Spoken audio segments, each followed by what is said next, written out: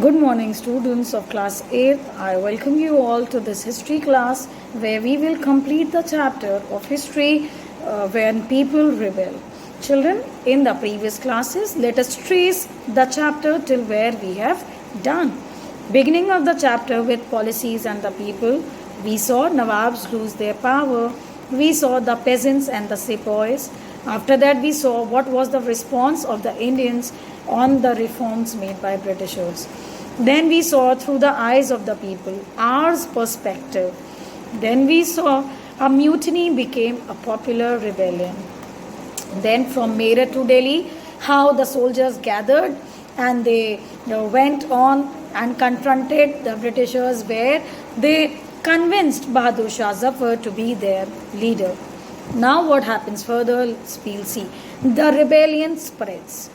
After the British were routed from Delhi, there was no uprising for almost a week, since Britishers were uprooted and Bahadur Shah Zafar was proclaimed. So there was no activities for the coming week. Then a spurt of mutinies began. How? Regiment after regiment mutinied and took off to join other troops at nodal points like Delhi, Kanpur and Lucknow. So people started leaving their points of work and they started joining Delhi, Kanpur and Lucknow. One by one, rebels spread to the entire northern India.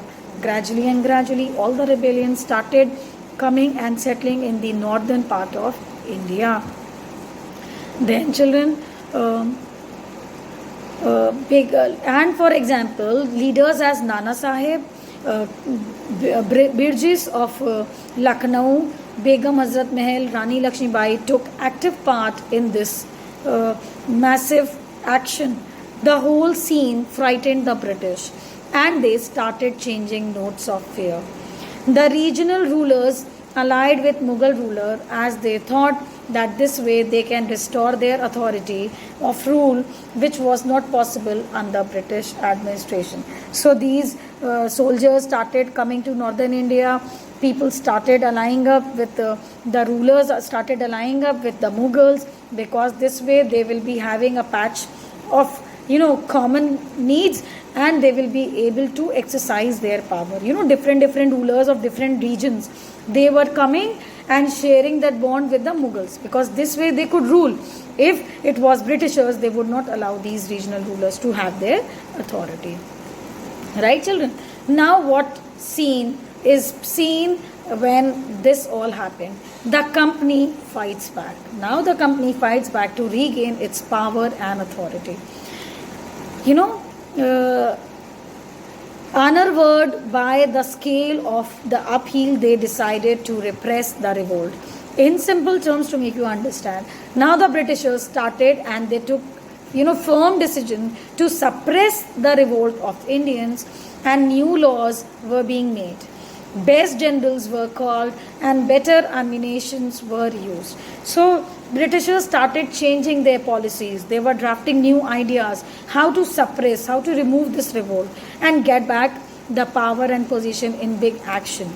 Now, Delhi was recaptured from the rebel forces in September. Remember, May they proclaimed, but in September, the Britishers recaptured the power of Delhi.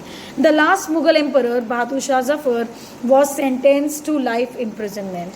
He, along with his wife, was sent to Rangoon, and the entire life was spent there. So, people continue to resist the battle with the British. The British had to fight for 2 years to suppress the massive forces. You know how much time British took to get back that everything normal into their hands?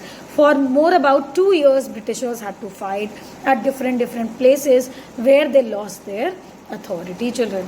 And the last point, the British fought back hard and on their hand tried to win the people's faith again by giving the rights to landlords who supported them and to those who did not kill any white.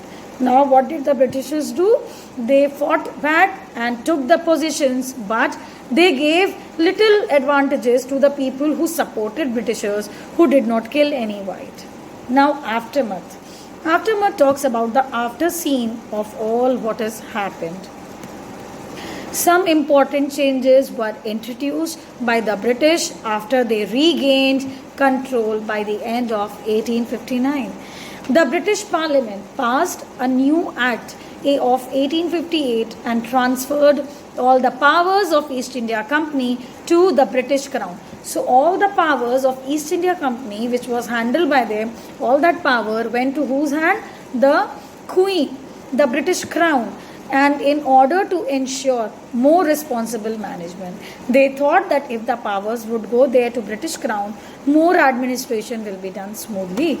Second point, children, all the ruling chiefs of the country were allowed to pass on their kingdoms to their heirs, including the adopted sons. Now this was the new reform, where all the kings were now allowed to pass on their kingdom to their sons, even if they were adopted. Third, children, ratio of Indian soldiers was reduced in the army and European soldiers was increased. This means Indians were less in number in the European army and Britishers were great in number. Right? And the last point of the chapter, children, British started the policy of non-interference in social, religious sphere and just concentrated only the political sphere.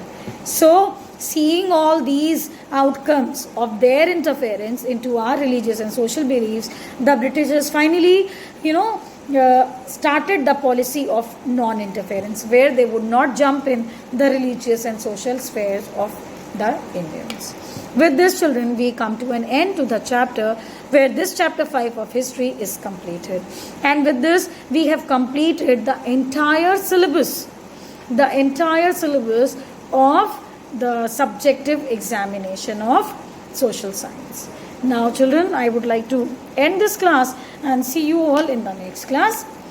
Till then, take care. Bye-bye.